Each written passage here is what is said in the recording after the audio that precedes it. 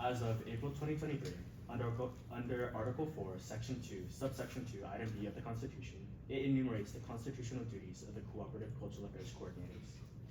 Among the enumerated responsibilities of the Cooperative Cultural Affairs Coordinators, it states that they are responsible for designating a board of directors to lead various disciplines/aspects of the production in reference to Andres Bonifacio Samahan's annual Filipino American Culture Night, and that they will oversee a cultural auxiliary board. As directors of these boards, the Cooperative Cultural Affairs Coordinators may work with a wide array of people with different backgrounds and leadership styles. Please describe your leadership style and how you plan on coordinating, appointing, and maintaining these boards simultaneously and effectively while fulfilling their respective purposes. Thank you so much for that question. I appreciate it. Can you please repeat that last part of the question? Yes, of course.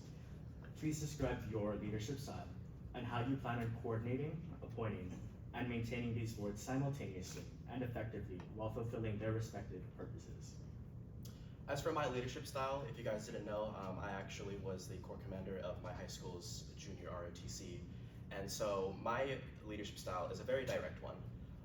As Cooperative Culture Affairs Coordinator and as the director of the big event, say FACN, I'm more at the top. So I would allow the people under me to kind of deal with it before coming to me. I would rather not waste time dealing with little scuffles, little problems that the people under me could totally just solve by themselves. And can you repeat the question again? Yes, of course. Please describe your leadership style and how you plan on coordinating, appointing, and maintaining these boards simultaneously and effectively while fulfilling their respective purposes.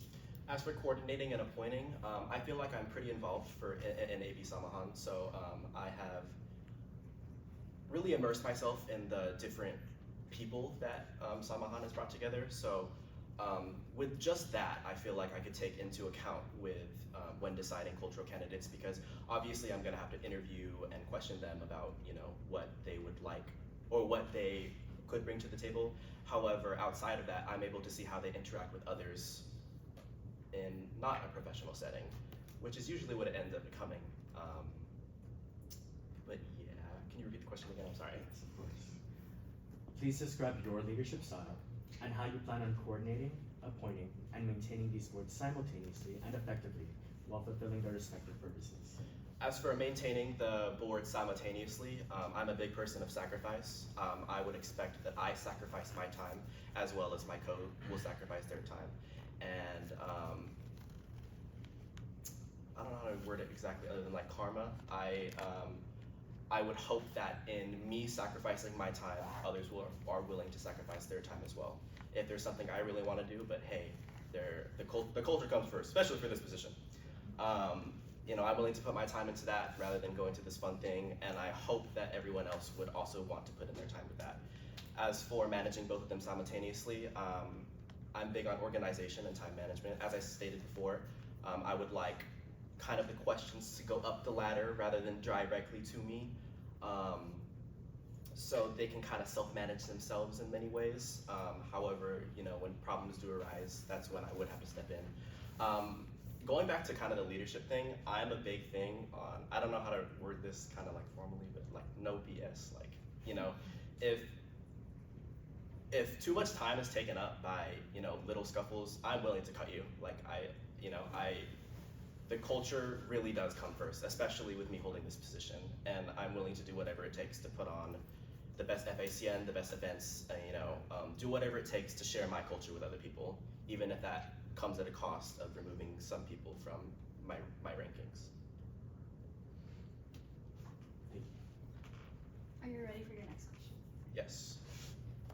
Part of your role as one of the COCOs includes coordinating celebrations for significant aspects of Filipino-American culture, specifically Philippine Independence Day and Filipino-American History Month.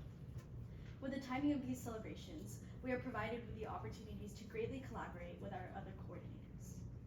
How are you planning to elevate the events and/or activities in celebration of Philippine Independence Day and FAM while encompassing our constitutional pillars? Well, when it comes to our constitutional pillars, if you guys didn't know, which probably you should, Our pillars are actually encompassed all by culture.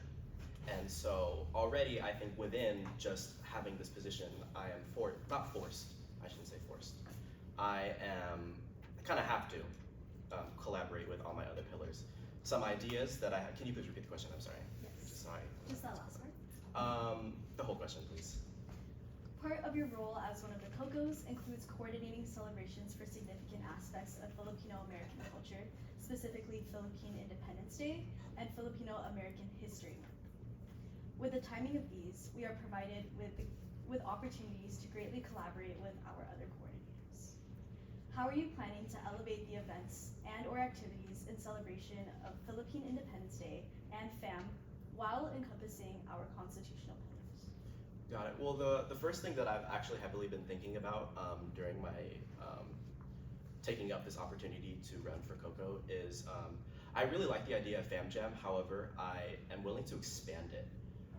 Instead of just a night for us to come together, I feel like we could do something more. I understand that October is obviously a very busy time for our organization, but I feel like working with the social coordinator to put on something like a gala would be pretty fun, and to even help hold that at House of Philippines, a night to just engage with our culture and learn about our culture. And can you repeat the question one more time?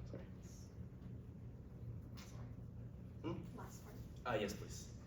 How are you planning to elevate the events and or activities in celebration of Philippine Independence Day and FAM while encompassing our constitutional pillars? Got it. Well, working with elevating, I feel like I could work with so many of our other coordinators, such as community. I could help. Community could help, with outreach as well as PR.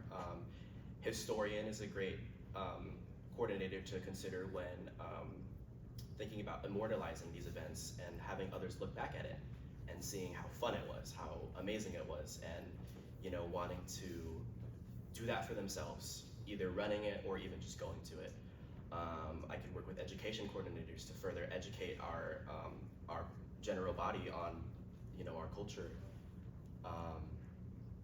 And then, like I said before, our social coordinator with making sure our culture is present even within our social gatherings, which it usually is. I could work with funding to help fund these events, and I feel like that in all encompasses what the pillars really are. It's surrounded by culture and what my job is as Cooperative Cultural Affairs Coordinator. For your audience question, I will be asking it from here since there's only 2 chairs.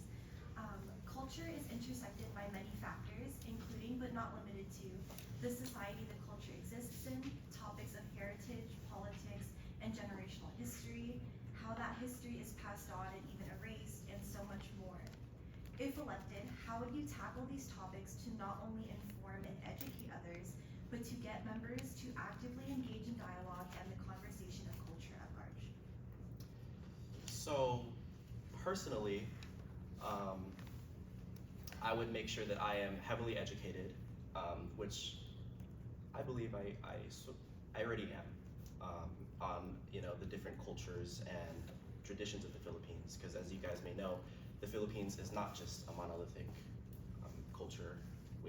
There's so many different traditions, and even when you go into different parts of the Philippines, even the dances, the traditions are going to look just a little bit different. So everything is not just one. It is very much a spectrum of culture. And can you repeat the question again? I'm sorry. The whole thing or just the question? Just the question, please. If elected, how would you tackle these topics to not only inform and educate others, but to get members to actively engage in dialogue and the conversation of culture at large? As for getting members to be encouraged to participate in some of these discussions, I was actually really inspired by Sydney's speech today, in that education should be fun. And obviously with the topics that I'd be grappling with due to the nature of the history of the Philippines, it's not always going to be fun, but I feel like with working with other coordinators, I would be able to make it more engaging to other people, even if it's not the most fun topic that is being spoken about. And can you repeat the question one last time? If elected, if elected, how would you tackle these topics to not only inform and educate others, but to get members to actively engage in dialogue and the conversation of culture at large?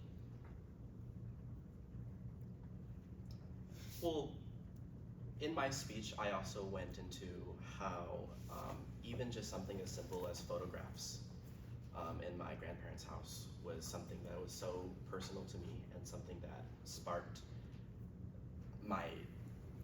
what has blossomed into my passion for Filipino culture. And I feel like I could do the same with something as simple as storytelling. I was actually really inspired by your Danny. She liked to talk about how she loved to share the stories of other people. And that really inspired me because I am very interested in the stories that other people have to tell me. And I am always willing to share that with others. And if other people are willing to listen, then I feel like, they would be interested. I would hope to spark that same passion and love that I have for my culture within other people.